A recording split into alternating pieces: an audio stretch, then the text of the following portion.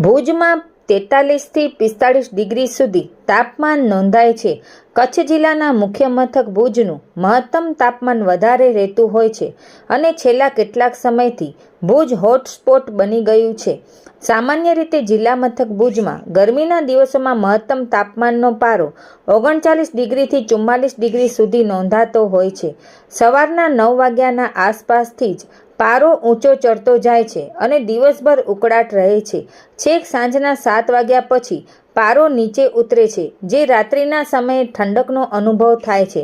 છેલ્લા કેટલાક સમયથી ભુજનું તાપમાન સૌથી વધારે જોવા મળી રહ્યું છે અને ભુજ જાણે કે હોટસ્પોટ બની રહ્યું હોય તેવું વર્તાઈ રહ્યું છે. અહીં ગ્લોબલ વોર્મિંગનું પણ પ્રમાણ વધતા ગરમીનો તાપમાન વધારે નોંધાઈ રહ્યો છે. ભુજમાં તાપમાન વધતા જાણે કે અગનભઠ્ઠી બન્યું હોય તેવો અહેસાસ થતો હોય છે. છેલ્લા 3-4 દિવસોથી જિલ્લામાં કમોસમી વરસાદ વરસ્યો હતો. તેવા વિસ્તારોમાં તાપમાનનો પારો નીચે ગગડ્યો હતો, પરંતુ ભુજમાં વરસાદી માહોલ વચ્ચે પણ પારો એટલો નીચે ઉતર્યો ના હતો અને ભારે ઉકળાટનો અનુભવ લોકોએ કર્યો હતો. ભુજમાં વૃક્ષોનું પ્રમાણ પ્રદૂષણ અને માનવીય પ્રવૃત્તિઓની સરખામણીએ ઓછું છે, જેથી કરીને તાપમાન વધારે જોવા મળે છે. ભુજ સિવાયના કોસ્ટલ વિસ્તારોમાં માનવીય પ્રવૃત્તિઓ પ્રમાણમાં ઓછી હોય છે. હાલમાં ઉચ્ચ સ્તરીય સાયક્લોન સર્ક્યુલેશન ચાલી રહ્યું છે, જેના કારણે ભુજ સિવાયના વિસ્તારોમાં વરસાદ વરસવાની સંભાવના વધારે રહેતી હોય છે. કચ્છના અન્ય કોસ્ટલ વિસ્તારોમાં વરસાદની સરખામણીએ ભુજમાં વરસાદનું પ્રમાણ ઓછું જોવા મળશે. ભુજમાં એટલો વરસાદ જ નથી થયો, જેના કારણે ભુજમાં તાપમાનમાં વધારો જ જોવા મળી રહ્યો છે.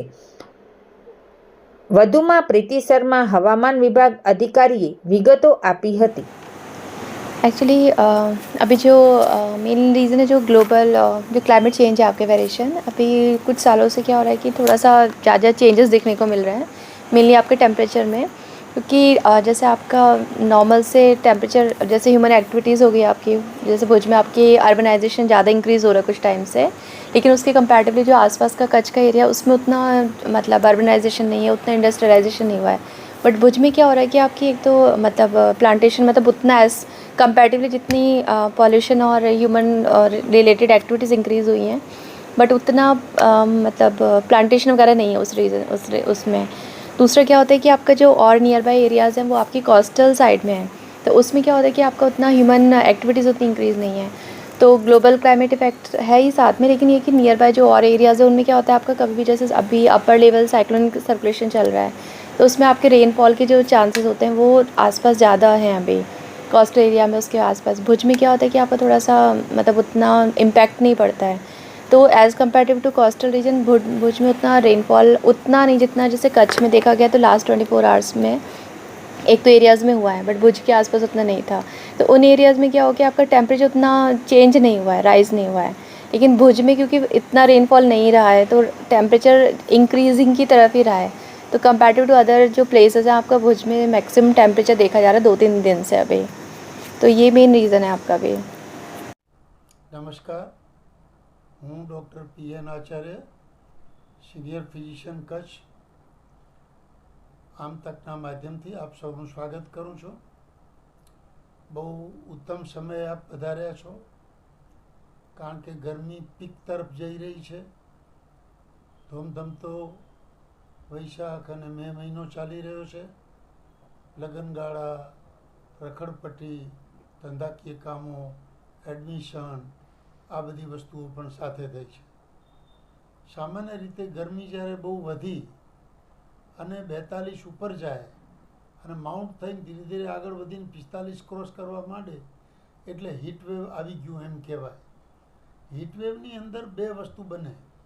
આમ આપણે કચ્છમાં ગરમીથી ટેવાયેલા છીએ, ગરમ મુલકના માણું છીએ, પણ જ્યારે કોન્સ્ટન્ટ 42થી 45, 46 કે ઉપર વધવાની જેમ અત્યારે આગાહી છે એવી આગાહી આવે અને એ ગાળો જો 6-7-8 કલાકનો લાંબો હોય ત્યારે સાચવણી બહુ જરૂરી બની જાય. અને એવા સમયમાં જે કચ્છમાં સામાન્ય રીતે રાત્રિનું તાપમાન ઘટતું હોય છે, 26થી નીચે જતું હોય છે, એ પણ બંધ થઈ જાય એટલે એ તાપમાન પણ વધેલું હોય એટલે ઉકળાટનું પ્રમાણ વધારે રહે. એટલે આ થયું હીટવેવ. હવે આ હીટવેવ એટલે પડતી વધારાની ગરમી જે આજકાલ પર્યાવરણ વગેરેના કારણે આપણે સહન કરી શકતા નથી. ખાસ કરીને બાળકો, માતાઓ, પ્રેગ્નન્ટ સ્ત્રીઓ, વડીલો, ડાયાબિટીસ, પ્રેશર, દમ વગેરેના દર્દીઓ અને જાડા માણસોને વધારે તકલીફ પડે. એટલે કે આવા લોકોએ ખૂબ સાચવવું પડે. તો સાચવણી શું કરવી પડે? પહેલાં આ રોગથી બીજી જે તકલીફો આવવાની એ સમજાવવું એ પહેલાં બિનજરૂરી બહાર જવાનું ટાળવું એ મુખ્ય મુદ્રા લેખ છે. એટલે કે તમારા કામમાં થોડા વહેલા ઉઠો, વહેલા કરો, સાંજ પછી કરો. આવશ્યક કામે બહાર નીકળો. જો બહાર નીકળવું જરૂરી જ હોય તો માથા ઉપર સફેદ ટોપી હોય તો સારું, નહીંતર બ્રાઇટ ટોપી, મોઢા ઉપર પતળું કપડું, છત્રી હોય તો સારું. લાંબી બાયના પાતળા સુતરાઉ સફેદ રંગના કપડાં, હાથમાં મોજા, પગમાં મોજા અને સાદા સ્પોર્ટ્સ બૂટ, આટલી જોગવાઈ રાખો. કપડાં ટાઈટ ના પહેરો. બીજું કંઈ લો કે ન લો, સાથે તમારા બહારના ટાઈમ મુજબ 1-2 જે બોટલ જોઈએ પાણીની એ ભેગી રાખો.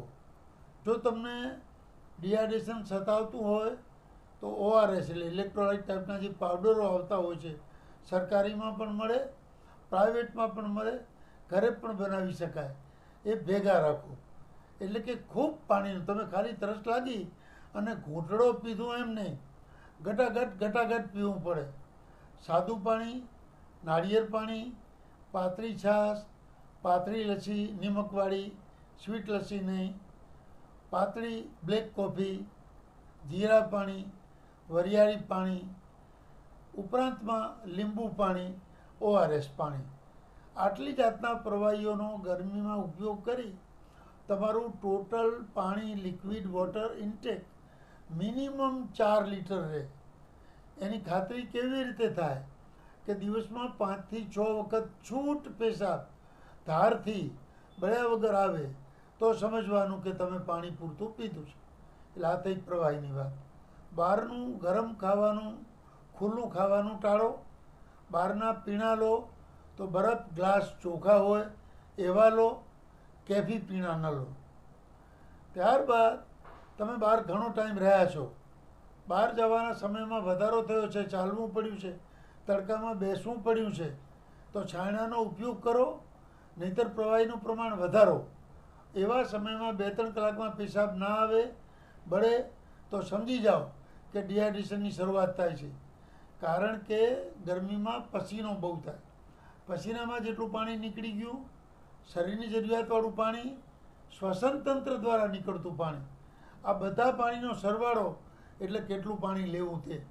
એટલે આપણે 4-5 લીટરની વાત થઈ તો પેશાબ ઓછો આવે, બીપી ઘટે, પસીનો થાય, સોડિયમ ઘટે, ચક્કર આવે, ધ્યાન ના આવો તો પડવા જેવું થાય, બેલેન્સ ના જળવાય, માથું દુખે, શ્વસન ક્રિયામાં નાની મોટી તકલીફ પડે.